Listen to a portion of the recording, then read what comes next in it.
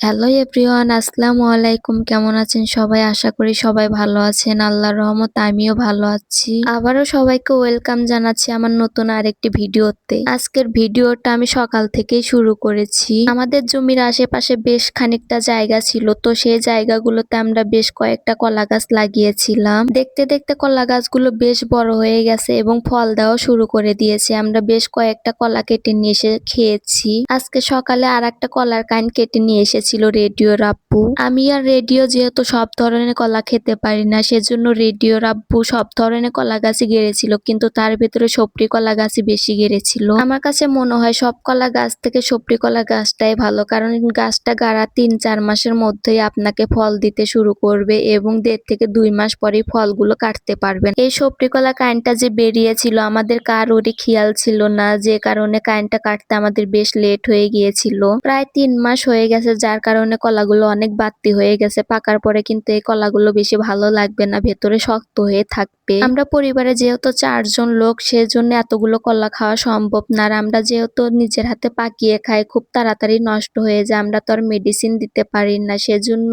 অন্য আত্মীয় স্বজনদেরকে দিয়ে খাই। রেডিওর আব্বু কলাগুলোকে ভাগ ভাগ করে কেটে নিচ্ছিল। এবার আমরা কলাগুলোকে পাকানোর জন্য একটা বস্তা নিয়ে এসেছি, পাটের বস্তা। আর একটা কথা, শুধুমাত্র কলাগুলো বস্তার ভিতরে রাখলে হবে না, পাকার বদলে বরঞ্চ পচে যাবে। সেজন্য আমরা কিছুটা পরিমাণে খড় দিয়ে দিচ্ছিলাম। খড় দেওয়ার কারণে কলাগুলো খুব তাড়াতাড়ি পেকে যায়, ৫ থেকে ৭ দিনের মধ্যেই পেকে যায়। তো এইভাবেই আমরা আমাদের কলাগুলোকে পাকাই। আপনারা তো দেখতে পারছেন। আর আপনারা কে কিভাবে কলা পাকান অবশ্যই আমাকে কমেন্ট করে জানাবেন। এইভাবে রাখার পরেও যদি কলাগুলো না পাকে তখন আমরা কি করি? তখন আসলে কলাগুলোকে রোদে দেওয়া হয়। রোদ থেকে নিয়ে এসে সেম এইভাবে রাখা হয়। রাখার পরে কলাগুলো অবশ্যই পেকে যায়। আর এই বুদ্ধিগুলো আমি আমার খালার কাছ থেকে পেয়েছি। খালা মারা যাওয়ার পর থেকে এই বুদ্ধিগুলো আসলে আমার এখন অনেক কাজে লাগছে। রেডিওর আব্বু বস্তার ভেতরে অনেকগুলো কলা তুলেছিল, এরপর খড় দিয়ে দিচ্ছিল। এরপর যে কলাগুলো বাকি ছিল সেগুলোকে তুলে আবারও খড় দিয়ে বস্তার মুখটাকে বন্ধ করে দেবে। এইভাবেই আমরা আমাদের কলাগুলোকে পাকিয়ে ফেলি, কোনো রকম মেডিসিন ছাড়াই। আমরা কিন্তু কলাগুলোকে বাজারে বিক্রি করি না, আমরা খাই এবং আমাদের আশেপাশের লোকজনদেরকে দিই, আবার আত্মীয় স্বজনদেরকে দিই। কলা গাছ গাড়াই কিন্তু লাভ, কারণ কলা গাছে কোনো প্রকার যত্ন নিতে হয় না এবং কলা গাছের নিচ থেকে আর একটা চারা বেরোয়। কলা গাছে কিন্তু ৩টা জিনিস খাওয়া যায়, যেমন কলা,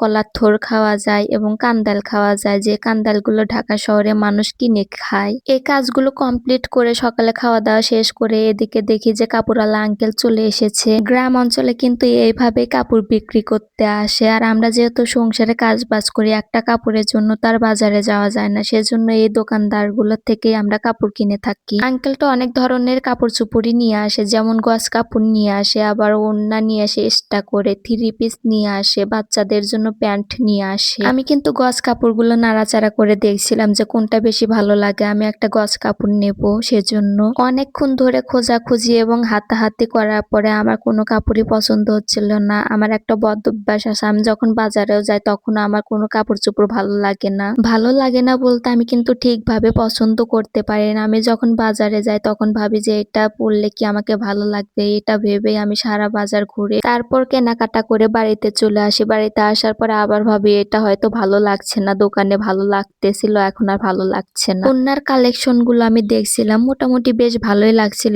এরপর রেডিওর জন্য প্যান্ট কেনার জন্য দেখলাম, তো আমার ভালো লাগছিল না, সেজন্য আর নিইনি। আর এটাই হলো আমার সেই কাপড় পছন্দ করে নেওয়া। রেডিওর আব্বুর ফুল গাছে ফুল ধরেছিল, আমি একটু ভিডিও করছিলাম, তখন রেডিওর আব্বু আমাকে বলছিল ফুল জানি ছেড়ো না, গাছের ফুল গাছেই ভালো লাগে। তো অবশ্যই তার কথাটা ঠিক। এরপর আমি একটা ডালা হাতে করে চলে গেলাম পেঁপে তুলতে। সেই যে জায়গাতে আমরা অনেকগুলো কলা গাছ লাগিয়েছি এবং পেঁপে গাছ লাগিয়েছি, অনেকগুলো পেঁপে ধরেছিল, কারাজান চুরি করে খেয়েছে, সেজন্য আমি আজকে পেঁপে তুলে নিয়ে যাব। পেঁপে তুলে নিয়ে যাওয়ার সময় আমার চোখ পড়লো কলা গাছের দিকে, দেখি যে একটা থোড় বেরিয়েছে। থোড়টাকে পাড়ার জন্য আমাকে চলে যেতে হয়েছিল ধান ক্ষেতের মধ্যে। এরপর অনেক কষ্ট করে আমি থোড়টাকে পেরেছিলাম, আমার 2 পায়ে অনেক কাদা লেগেছিল। আমি কিন্তু প্রচন্ড পরিমাণে সাপে ভয় পাই। যখন আমি ধান ক্ষেতের মধ্যে দিয়ে যাচ্ছিলাম তখন আল্লাহ আল্লাহ করছিলাম আল্লাহ সাপ যেন না বের হয়। আমি এখন বাড়িতে চলে যাব। আর একটা ডালা হাতে নিয়ে আমি চলে গেলাম দাদা শ্বশুরের বাড়ির দিকে, কারণ দাদা শ্বশুরের একটা মেহেন্দি গাছ আছে, সেই মেহেন্দির পাতাগুলোকে আমি আজকে তুলবো। বর্তমান আমার মাথা খুবই গরম হয়ে থাকে, আর মাথাটাকে ঠান্ডা করার জন্য মেহেন্দির পাতা তুলে মাথায় দেব। আমার দাদা শ্বশুরের বাইবুড়ির দিকে নাই আর কুমড় গাছ গেড়েছিল, সেইগুলোকে জাংলাতে তুলে দিয়েছিল। বেশ অনেকগুলো নাই আর কুমড় বেরিয়েছিল। তাদের বাড়ির আশেপাশে অনেক জায়গা ছিল, যে জায়গাগুলোতে অনেক ফল ফুলের গাছ গেড়েছিল, প্রায় অনেক ফলের গাছই ছিল তাদের। মরিচগুলো দেখতে আমার কাছে বেশ সুন্দর লাগছিল। তো এবার আমি চলে আসলাম তাদের মেহেন্দি গাছের দিকে। এখানে আবার দেখি আদা গাছও গেড়েছে। এরা মনে হয় আর কিছু কিনে খেতে চায় না, কারণ সব জিনিসেরই ভেজাল বেরিয়েছে। তো সেই দিন দেখলাম যে মেহেন্দি গাছটা গাঁথতেছে, খাড়ায় কত বড় হয়ে গেছে এবং কত বড় বড় পাতা হয়েছে। আমি তো দেখে আর লোভ সামলাতে পারছি না, মানে কোনটা রেখে কোনটা যে তুলবো সেটা ভেবে পাচ্ছিলাম না। আমার কিন্তু মেহেন্দির পাতা তুলতে ভালোই লাগে, কিন্তু মেহেন্দির পাতা বাটতে মন চায় না। আমার ক্যামেরাম্যান আমাকে তোলা বাদ দিয়ে আবার আদা গাছগুলো তুলতেছে। এরা আসলে সব গাছে গেড়েছে, এমনকি তেজপাতা গাছ পর্যন্তও গেড়েছে। আমার ক্যামেরাম্যান সবকিছু ভিডিও করেছিল, কিন্তু একটা জিনিস ভিডিও করতে ভুলে গিয়েছিল। আমার দাদা শ্বশুর কিন্তু আনারস গাছও গেড়েছিল, সেই আনারস গাছটাকে ভিডিও করতে ভুলে গেছে। আসলে আমার দাদা শ্বশুর সবকিছু পিওর খেতে চায়। তো এবার মেহেন্দির পাতাটাকে বেটে মাথায় দিয়ে মাথা ঠান্ডা করার পাল্লা। সবাই ভালো থাকবেন, সুস্থ থাকবেন এবং অবশ্যই আমার চ্যানেলটাকে সাবস্ক্রাইব করে দেবেন। আল্লাহ হাফেজ।